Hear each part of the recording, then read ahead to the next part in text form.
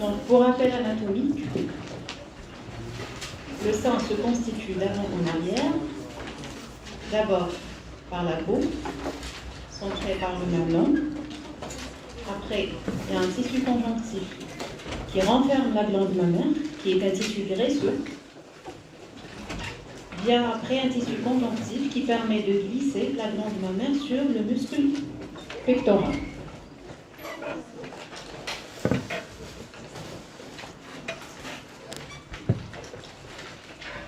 Donc, au niveau du mamelon, s'ouvrent les canaux galactophoriques. Donc, on a d'abord la peau, centrée par le mamelon. Au niveau du mamelon s'ouvre une dizaine de canaux galactophoriques. Après, ces canaux vont se diviser en des canaux plus petits jusqu'à arriver à ce qu'on appelle l'unité ductolobulaire. L'unité ductolobulaire, elle est faite de quoi? Faite d'acinies qui produisent le lait. Après ces acinies, le lait produit au niveau des acinies va être véhiculé par des canaux qu'on appelle les canaux intra- et extralobulaires. Donc, acinies avec canal intra- et extralobulaire constituent l'unité ductolobulaire.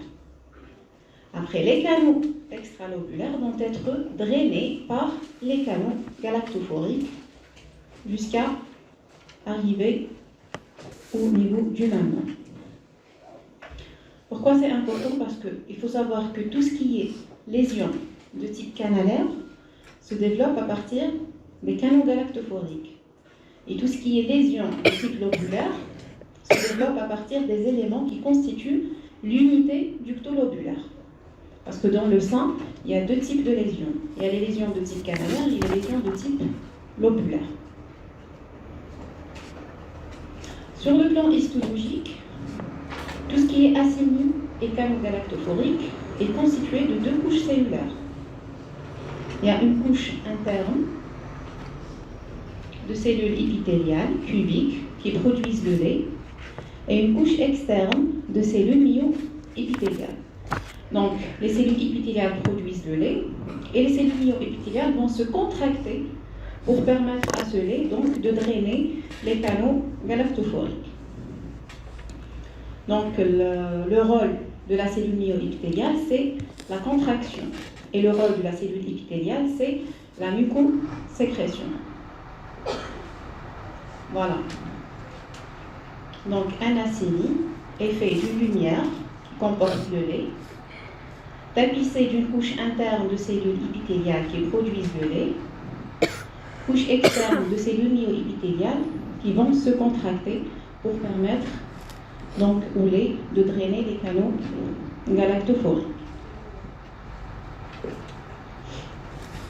On commence avec les tumeurs bénignes du sein. Donc la tumeur bénigne la plus fréquente, c'est l'adénofibrome.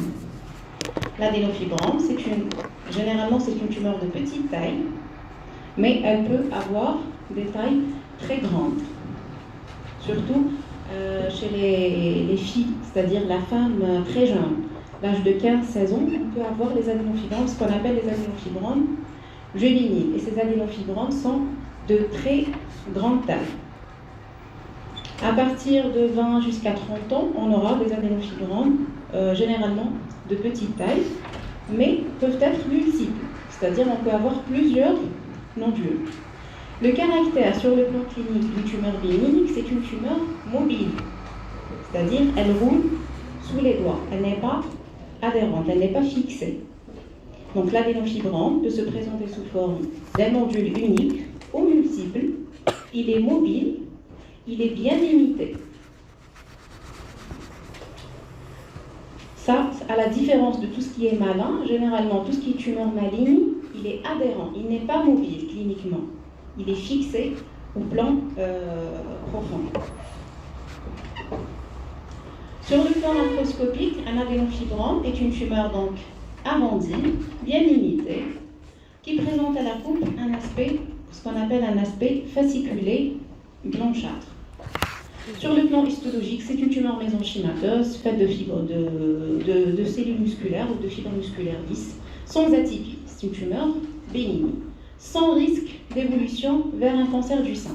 Jamais l'adénofibrome ne se transforme en carcinome mammaire. C'est une tumeur tout à fait bénigne. Même s'il est multiple, même s'il est de grande taille, il ne se transforme jamais. Donc, microscopiquement, c'est une prolifération de canaux galactophoriques, mais qui sont un peu plus dilatés par rapport aux canaux normaux. Tapissés toujours d'une double assise cellulaire, comme les canaux normaux, interne épithélial, externe myo-épithélial. Ces canaux se trouvent au sein d'un stroma conjonctif. Pour les tumeurs malignes, sur le plan épidémiologique, le cancer du sein, c'est le plus fréquent des cancers de la femme. Il faut savoir qu'une femme sur 10 est concernée, avec 45 000 nouveaux cas par an en France, une guérison qui se voit dans 80% des cas. Et c'est un cancer qui touche le plus souvent la femme entre 45 et 65 ans, alors qu'actuellement, il y a quand même des femmes à un âge précoce qui présentent des cancers du sein. On a vu des cancers du sein chez des femmes jusqu'à 25 ans. Donc, il ne faut jamais dire que le cancer intéresse surtout les sujets âgés. Ça devient de plus en plus, ça se voit de plus en plus à des âges très jeunes. Parmi les facteurs de risque, le sexe féminin bien sûr, parce qu'il y a des cancers du sein chez l'homme qui se développent, sont très rares, et se développent généralement sur des lésions de gynécomastie. Avec augmentation du risque avec l'âge, une importante exposition aux œstrogènes, plus la période d'exposition aux œstrogènes est longue, plus il y a un risque de développer un cancer du sein, comme dans le cas d'une puberté précoce, ménopause tardive, ou un traitement par exemple contraceptif, donc toute exposition à longue durée aux œstrogènes peut exposer au risque de développer un cancer du sein. Âge élevé de la première grossesse. Avant, on parlait d'un âge à partir de 30 ans, mais maintenant on dit c'est à partir de 35 ans. Obésité avec un régime riche en graisse, parce que vous savez que les graisses stockées peuvent se transformer en œstrogènes. Donc c'est lié toujours à un taux élevé d'œstrogènes dans le sang. Et bien sûr, l'histoire familiale de cancer du sein, comme on le voit dans les cas des mutations des gènes BRCA1, BRCA2, où les femmes présentent des carcinomes mammaires avec généralement des cancers ovariens. Voilà. Il y a les facteurs aussi géographiques et présence dans des biopsies antérieures d'une hyperplasie canalaire atypique ou d'autres pathologies de type prolifératif. C'est-à-dire c'est des femmes qui ont présenté avant des nodules mammaires pour lesquels elles ont réalisé une biopsie. La biopsie a conclu à une hyperplasie canalaire atypique. Il faut savoir que l'hyperplasie canalaire atypique est une lésion pré-cancéreuse. Donc une femme qui présente une hyperplasie canalaire atypique doit bénéficier d'un contrôle régulier afin de dépister précocement l'apparition d'un cancer du sein. Il n'y a pas de filiation directe entre l'adénofibrome et carcinome du sein. Je vous ai dit que l'adénofibrome ne se transforme jamais en carcinome du sein, quel que soit le nombre, quelle que soit la taille. On commence avec les lésions précancéreuses ou les lésions avec risque augmenté de développer un cancer du sein.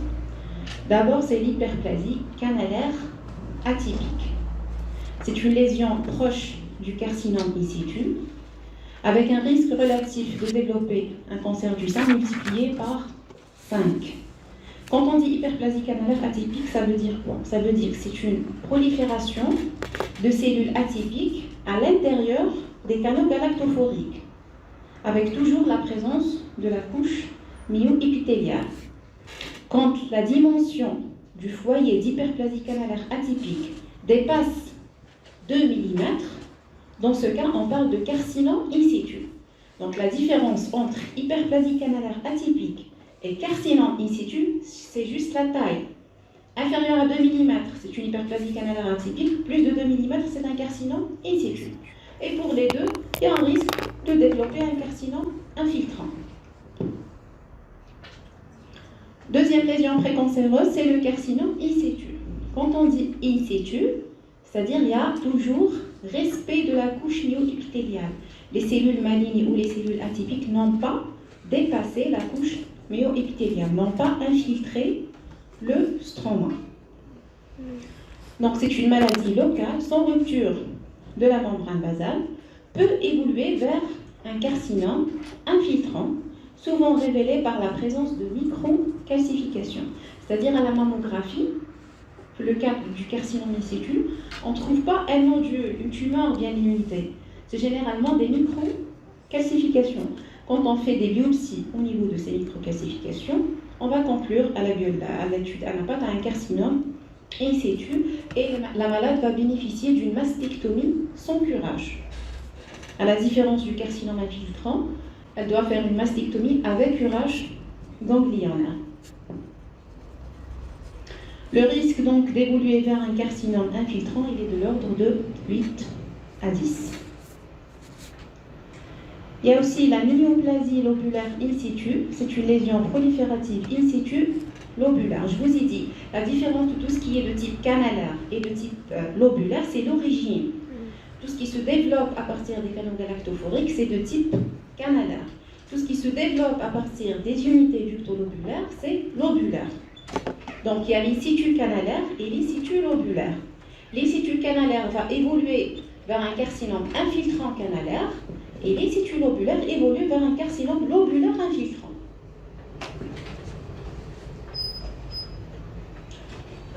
Pour le carcinome canalaire in situ, donc c'est le développement de cellules atypiques à l'intérieur des canaux galactophoriques sans rupture de la couche myoépithéliale. Macroscopiquement, se présente généralement sous forme de nombreuses microcalcifications, rarement sous forme d'un nodule tumoral bien défini. Sur le plan histologique, vous voyez, les canaux galactophoriques sont remplis de cellules atypiques. Cellules avec un noyau volumineux, hyperchromatique, qui occupent la lumière des canaux, mais sans rupture de la couche myoépithéliale. Toujours les cellules myoépithéliales sont présentes. Là, sur le plan microscope optique, on voit les cellules myoépithéliales avec la technique standard HE, mais on doit réaliser une étude immunohistochimique pour s'assurer que les cellules myoépithéliales sont toujours là.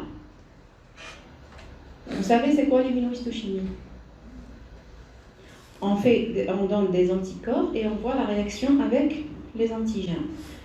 Généralement, les marqueurs qu'on utilise, c'est le P63 et le AML.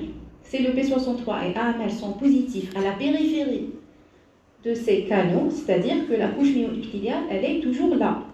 Si elles sont négatives, il n'y a pas de couche myoépithéliale, il y a une infiltration.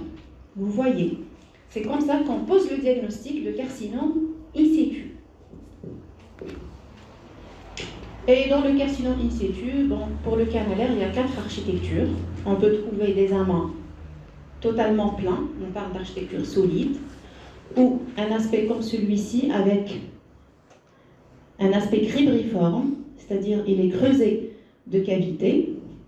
On a l'architecture micropapillaire, les micropapilles, et le comidocarcinome. Le comidocarcinome, c'est-à-dire il y a les cellules tumorales à l'intérieur du canal galactophorique, et le centre renferme de la nécrose. Quand on dit comido, c'est-à-dire qu'il y a de la nécrose. Il faut savoir que le comidocarcinome in situ, il est de mauvais pronostic par rapport aux 3 types précédents, le solide, le micropapillaire et le cribriforme. Deuxième type du carcinome in situ, c'est le lobulaire in situ. Donc, c'est un carcinome intéressant, les canalicule intralobulaires qui sont comblés par une prolifération de cellules peu jointives, mais sans envahissement, toujours du tissu conjonctif, c'est-à-dire il y a toujours la couche myoépithéliale. Ce qui caractérise le carcinome lobulaire sur le plan histologique, donc c'est des lobules distendus comblés par une prolifération de petites cellules. Les cellules, dans tout ce qui est lobulaire, sont petites par rapport dans tout ce qui est de type canalaire. Et c'est des cellules lobulaires, c'est des cellules non cohésives, c'est-à-dire il n'y a pas de desmosome, il n'y a pas d'adhérence entre les cellules. Tout ce qui est canalaire, c'est des cellules cohésives. fluisive. Donc, le lobulaire in situ, ces cellules petites et rondes vont combler les canaux intralobulaires et vont donner un aspect, ce qu'on appelle l'aspect en sac à billes, comme les billes, les jeux de boules. Voilà, c'est un aspect en sac à billes. Ça, ce qui concerne les carcinomes in situ. Donc, quand on dit in situ, il y a toujours un respect de la couche myo-épithéliale. Pour les carcinomes infiltrants, il y a rupture de la couche myo-épithéliale et infiltration du stroma. Donc, les différents types histologiques des carcinomes infiltrants, donc généralement, c'est des adénocarcinomes. Mais il y a d'autres types de tumeurs malignes. Il y a les lymphomes, il y a les sarcomes. Mais le type le plus fréquent, c'est les adénocarcinomes. Si c'est un adénocarcinome, il faut toujours préciser le sous-type histologique qui a une valeur pronostique et le grade histopronostique. Parmi les principaux types histologiques, le type le plus fréquent, c'est le carcinome canalaire infiltrant. Après vient le lobulaire infiltrant. Après, le reste des types des adénocarcinomes. Il y a le tubuleux, le mucineux. Il faut savoir que ces deux types, le tubuleux et le mucineux, sont de très bons pronostics. A l'inverse, le mucineux, tout ce qui est digestif, il est de très mauvais pronostics. Alors que dans le sein, il est de très bons pronostics. Le micropapillaire, c'est un carcinome de très mauvais pronostics. Et l'adénomite kystique, donc pronostic intermédiaire, ça dépend de la réponse thérapeutique. Mais il faut savoir donc que tubuleux et mucineux, c'est deux types histologiques de très bons pronostics. Macroscopiquement, toute tumeur maligne ou adénocarcinome du sein se présente généralement sous forme d'une formation tumorale mal limitée, étoilée. Elle a un aspect étoilé, blanc grisâtre et adhérent. Ce n'est pas une tumeur mobile, c'est une tumeur adhérente. Voilà donc une pièce de mastectomie pour un carcinome infiltrant. Quand on reçoit une pièce de mastectomie, on doit d'abord mesurer la pièce en totalité, c'est-à-dire une mastectomie totale mesurant par exemple 20 sur 10 cm. Centré par un mamelon, on doit préciser l'aspect du mamelon. Est-ce qu'il est normal ou rétracté? S'il est rétracté macroscopiquement, il y a un risque qu'il soit infiltré, c'est-à-dire que la tumeur a infiltré la peau. On cherche la présence ou l'absence d'une cicatrice de biopsie, c'est-à-dire que la patiente a bénéficié d'une biopsie antérieure. Pourquoi il est important de préciser la cicatrice? C'est pour préciser le siège de la tumeur. Là, le sein, on va le partager sur 4 quadrants. Si on considère que ça, c'est un sein gauche, ça, c'est un quadrant supéro-interne, quadrant supéro-externe, inféro-externe et inféro-interne. À cette pièce de mastectomie est accolée une graisse, c'est la graisse axillaire. On mesure la graisse axillaire et on cherche au niveau de cette graisse les ganglions lymphatique. Après réaliser des coupes à la face postérieure du sein, on cherche la tumeur, on doit la mesurer, on doit préciser le siège exact. Est-ce qu'elle est au niveau du quadrant supéro-interne, externe, inféro-externe, inféro-interne, et la distance de la tumeur par rapport au plan profond, ce qu'on appelle la BDR ou les bordures de résection. Tous ces éléments sont importants pour l'attitude thérapeutique après mastectomie. Voilà, donc après une coupe macroscopique, voici la tumeur, elle est d'aspect blanchâtre, malignité. On fait les mesures de la tumeur, surtout selon le plus grand axe, et on précise la distance de la tumeur par rapport au plan profond, ou la BDR.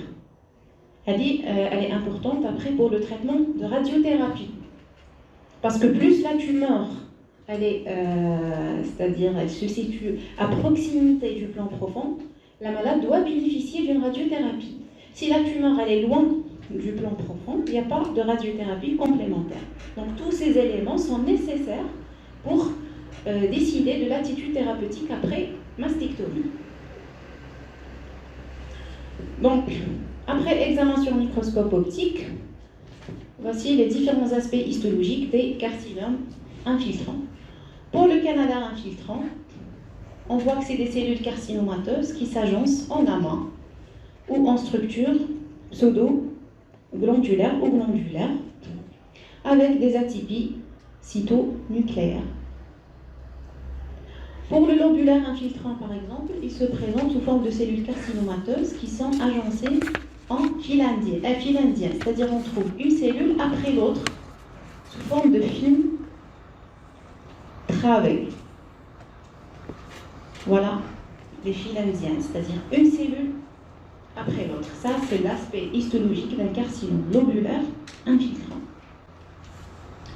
Pour le tubuleux, qui est de très bon pronostic, c'est des petits tubules tapissés par deux cellules avec atypie cytonucléaire modérée. Le carcinome médulaire, c'est un type aussi de très mauvais pronostic. Actuellement, ils ont enlevé la dénomination de carcinome médulaire. C'est un carcinome infiltrant à stroma inflammatoire. C'est-à-dire, c'est un carcinome avec un stroma riche en éléments inflammatoires. Vous voyez là, c'est des éléments, c'est des cellules malignes, et là, tout ce que vous voyez en bleu, c'est des lymphocytes, c'est-à-dire, c'est une tumeur qui est riche en éléments lymphocytaires ou en éléments inflammatoires. Après préciser le type histologique, c'est un canalaire, lobulaire, tubuleux, mucineux. On précise le grade histopronostique. Le grade histopronostique, donc il y a deux grades. Il y a le grade SBR, qu'on utilise ici. Et pour le SBR, il comprend donc trois grades. Le grade 1, 2 ou 3. Obtenu par l'addition de trois critères. D'abord l'architecture, atypie cytonucléaire et nombre de mitoses.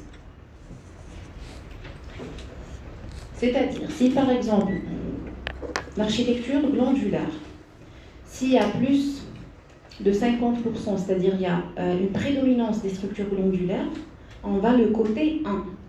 Si les structures glandulaires sont intermédiaires, c'est-à-dire entre 50 à 10, on le code 2.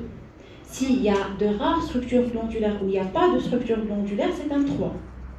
Après, je vous le noyau. Si le noyau il est légèrement atypique, il est juste légèrement augmenté de volume, c'est 1. S'il est augmenté de volume, irrégulier, avec un nucléole proéminent, on le code 2. S'il est très atypique, avec une taille très augmentée, irrégularité nucléaire, nucléole, mitose, là on le code 3.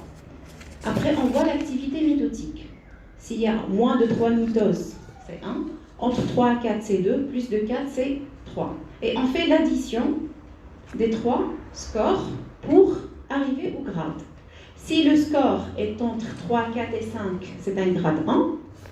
S'il est entre 6 et 7, c'est un grade 2. S'il est 8 ou plus, c'est un grade 3. Il faut savoir que le grade 2, c'est le plus fréquent. Généralement, les carcinomes le plus fréquent, c'est le canalaire, et le grade le plus fréquent, c'est le grade 2.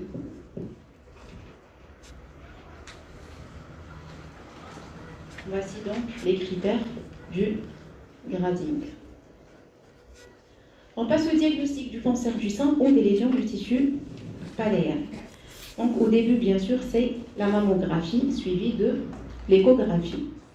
Soit découverte, c'est-à-dire fortuite par autopalpation par la patiente, ou c'est une découverte lors d'un examen pour autre pathologie.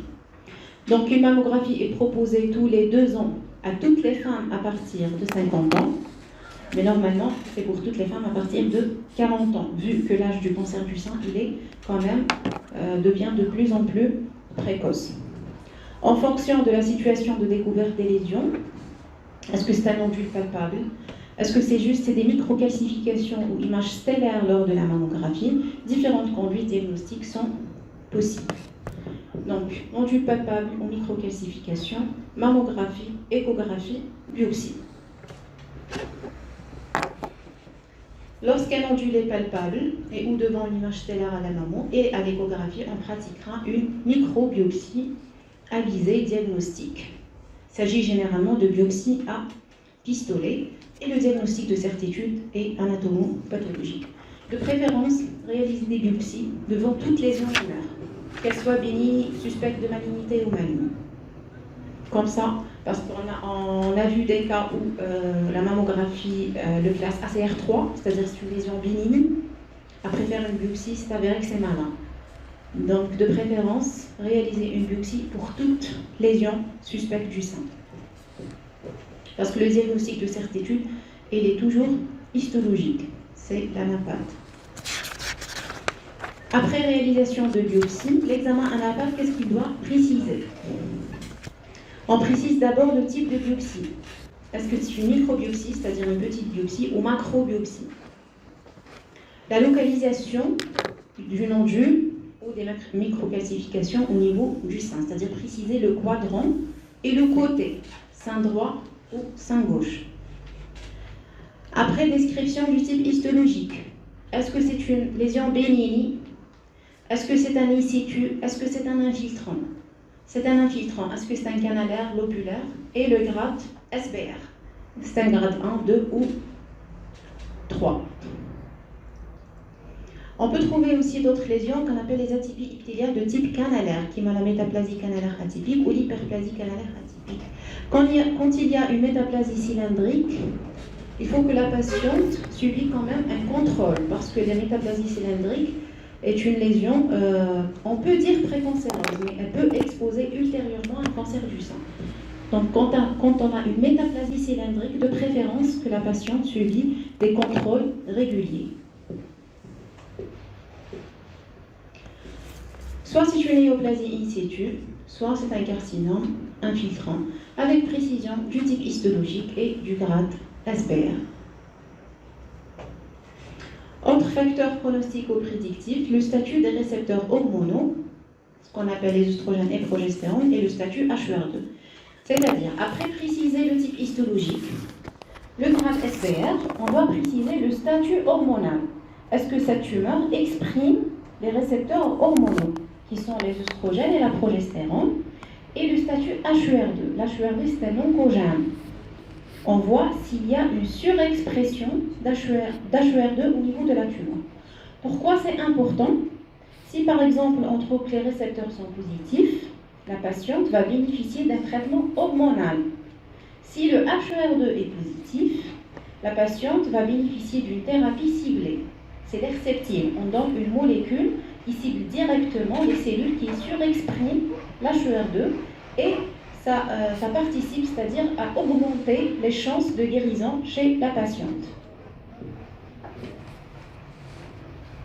Donc en tout, c'est l'imagerie d'abord, la mammo, l'écho, la clinique, le résultat anapathe de la biopsie qui vont conditionner la conduite thérapeutique. Est-ce que la patiente doit bénéficier d'une chirurgie ou d'une chimiothérapie néoadjuvante? Parce qu'il y a des patientes qui vont directement réaliser une mastectomie. Il y a des patientes qui bénéficient d'abord d'une chimiothérapie avant d'enlever le sein. Et ça, c'est en rapport avec la taille tumorale. Si la taille est inférieure à 3 cm, c'est la chirurgie d'emblée. Si elle est supérieure à 3 cm, chimiothérapie pré-op ou néoadjuvante pour essayer de diminuer la taille de la tumeur, puis compléter par une mastectomie. Et chaque cas est un cas, c'est-à-dire est-ce qu'il s'agit d'abord d'une tumeur localisée juste au niveau du sein ou métastatique, c'est-à-dire qui a par exemple qui a donné des métastases déjà hépatiques ou osseuses, et la taille de la tumeur et le type. Quand on dit par exemple carcinome in situ, à la biopsie, la patiente va bénéficier d'une mastectomie sans curage axillaire. Si on dit infiltrant, elle va bénéficier d'une mastectomie avec curage ganglionnaire. Donc chaque cas est un cas. Et cette attitude thérapeutique doit être donc décidée dans les RCP. Pour le traitement, donc, il peut s'agir, on a dit, d'une chirurgie plus ou moins large, avec ou sans curage ganglionnaire, ça dépend du type de la tumeur, ou là d'une chimiothérapie première, c'est-à-dire une néoadjuvante, ou traitement adjuvant après mastectomie, est-ce qu'on réalise une radiothérapie, une chimiothérapie? Ou les deux. Ça dépend donc du type de la tumeur, de la dimension, la distance par rapport au plan profond, la présence ou l'absence des emboles, tout ça va conditionner l'attitude thérapeutique après acte chirurgical. Après exérèse chirurgicale donc de la lésion mammaire, il peut s'agir d'une tumorectomie, c'est-à-dire on peut enlever juste une partie du sein, juste le quadrant qui renferme la tumeur. Ici on parle de quadrectomie, avec ou sans curage axillaire, soit on fait une mastectomie totale, avec ou sans curage axillaire. La pièce opératoire doit être orientée, le chirurgien doit préciser est-ce qu'il s'agit du sein droit ou du sein gauche. Il va orienter la pièce au niveau de la graisse axillaire. Il va mettre un fil au niveau du pôle supérieur de la graisse axillaire pour que l'anapathe, c'est-à-dire reconnaît est-ce que c'est un sein gauche ou droit, et pour préciser le siège exact de la tumeur au niveau des quadrants. C'est important. Pour l'examen ex-tempo, c'est un examen qui se réalise au cours de la chirurgie. C'est-à-dire la patiente le bloc opératoire et le chirurgien va envoyer des fragments pour étude anapathe sur place.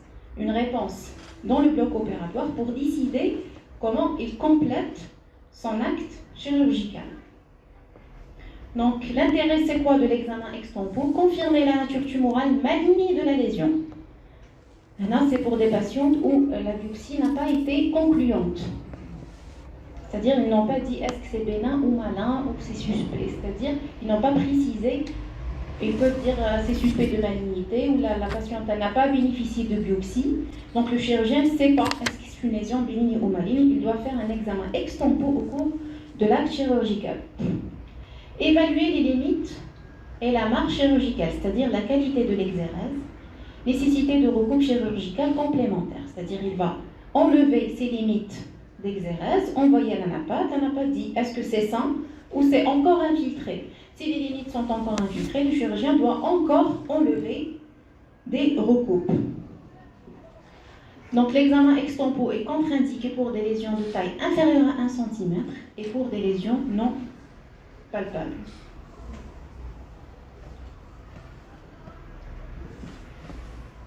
Donc l'examen anapathe des pièces opératoires, les données minimales que l'anapathe doit, c'est-à-dire fournir après réception des pièces opératoires.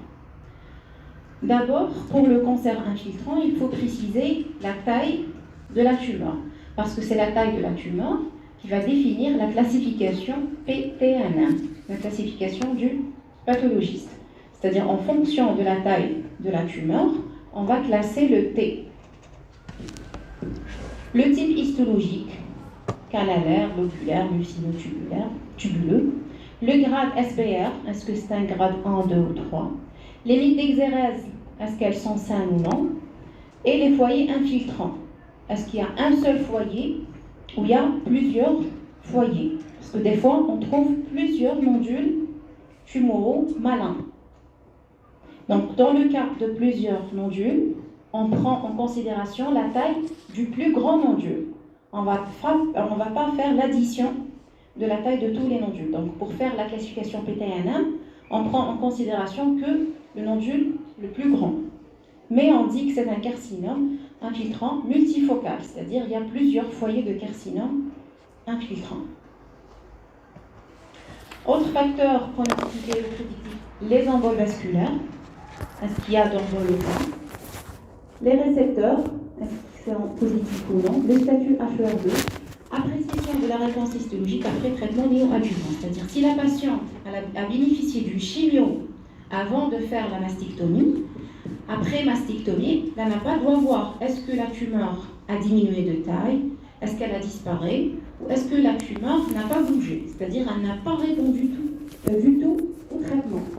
S'il n'y a pas de réponse au traitement, il faut modifier le protocole thérapeutique.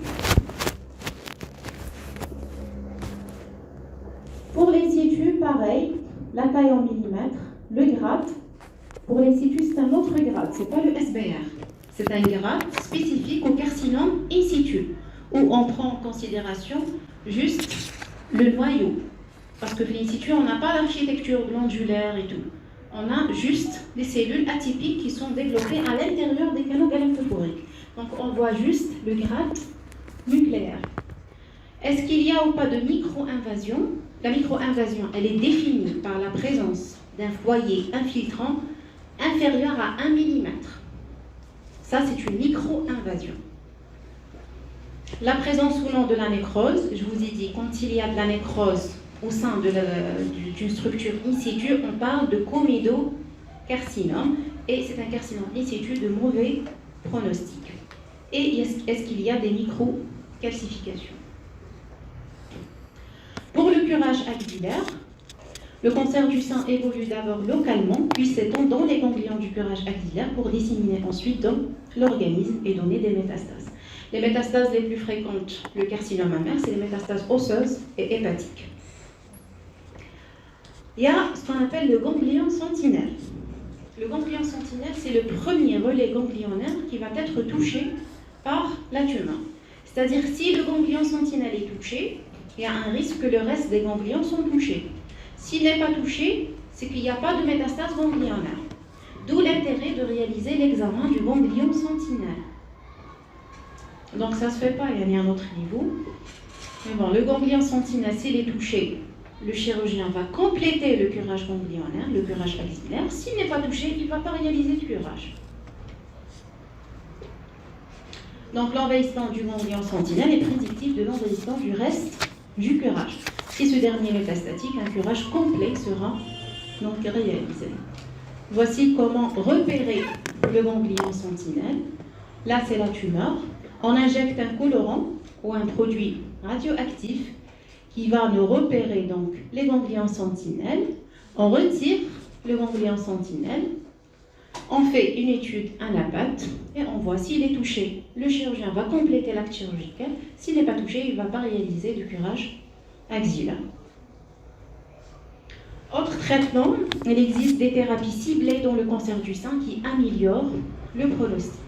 Donc il est essentiel de rechercher les facteurs prédictifs d'une éventuelle efficacité d'une thérapie dite ciblée afin d'adapter au mieux la thérapie.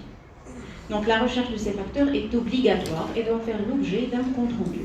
Maintenant, on parle de la recherche, c'est-à-dire de la précision du statut hormonal et le statut HER2. Le statut hormonal et l'HER2, on doit le faire sur biopsie. Par exemple, si la biopsie dit que cette tumeur, elle est récepteur positif, HER2 négatif, après mastectomie, on refait l'HER2, c'est-à-dire on refait tout ce qui est négatif à la recherche d'une positivité. Parce que la biopsie, elle va intéresser une partie de la tumeur. Mais après mastectomie, on aura tout le foyer tumoral. On va chercher dans toute la tumeur. C'est l'intérêt de refaire tout ce qui est négatif, on le refait après mastectomie. S'il est positif sur biopsie, il n'y a pas intérêt de refaire le statut hormonal ou le statut HER2 après mastectomie. Donc pour les récepteurs, sont recherchés par la technique d'immunohistochimie. C'est-à-dire, on fait des anticorps à la recherche d'antigènes. On évalue sur la lésion infiltrante l'expression des récepteurs à œstrogène et récepteurs à la progestérone en pourcentage de cellules tumorales exprimant les récepteurs.